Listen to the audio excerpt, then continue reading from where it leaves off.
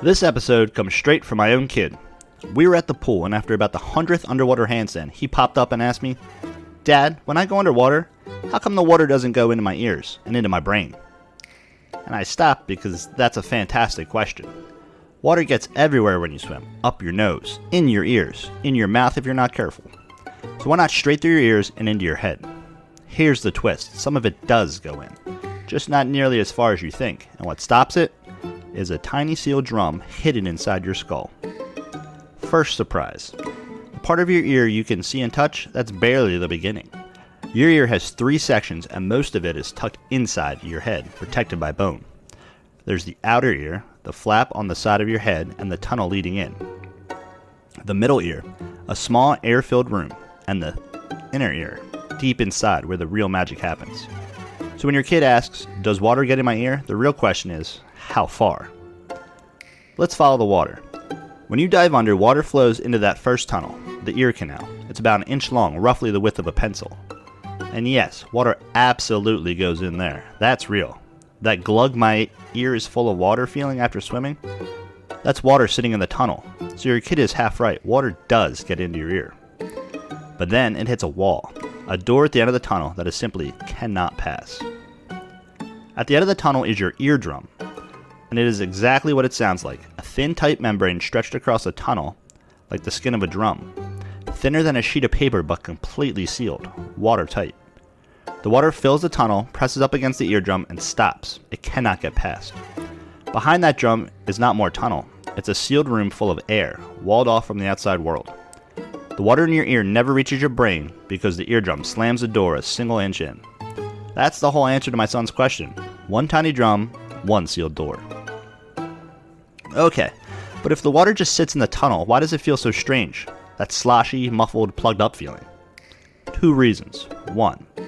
Water trapped against the eardrum stops it from vibrating freely, so sounds get muffled. 2. Water is sticky to itself. That's called surface tension. So a little plug of it can get stuck in the narrow tunnel and just camp out. That's why tilting your head and hopping on one foot actually works. You're using gravity to break the water loose so it can roll back out. It's not stuck deep in your head, it's half an inch away, right there in the tunnel. Now here's my favorite part. That eardrum isn't just a wall to keep water out. Keeping water out is its side job. Its real job is the reason you can hear anything at all. When sound travels through the air, it's really just invisible waves wiggling toward you. Those waves hit your eardrum and make it vibrate, exactly like tapping a real drum. That vibration passes to 3 tiny bones in the middle ear, the smallest bone in your entire body. The smallest one is the size of a grain of rice. They pass the shaking deeper in, to a curled up snail-shaped chamber called the cochlea, which finally turns it into signals your brain understands as sound. So the very same drum that blocks the pool of water is the thing that's turning your friend's voice into something you can hear. It's a door and a microphone. One more thing this explains, something you've definitely felt. Ever had your ears pop on an airplane or feel like they need to squeak when you swim down deep? That sealed air room behind your eardrum has a secret escape hatch, a thin tube that runs from your ear down to the back of your throat. Normally it's shut, but when pressure changes, going up in a plane or down in the water, the air pushes on your eardrum from one side and it gets uncomfortable. So you yawn or swallow and pop. That little tube opens, the pressure evens out, and the drum exhales. That pop is your ear balancing the air on both sides of the door. So to my son, and to you, water doesn't flood into your head when you're swimming, because 1 inch into your ear, there's a sealed drum thinner than paper holding the line. It keeps the water out.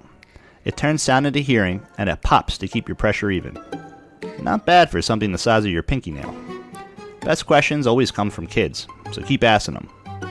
If you like this one, hit subscribe. Next time on Backyard Library, we're answering, how does microwave actually cook your food? The answer involves making water dance.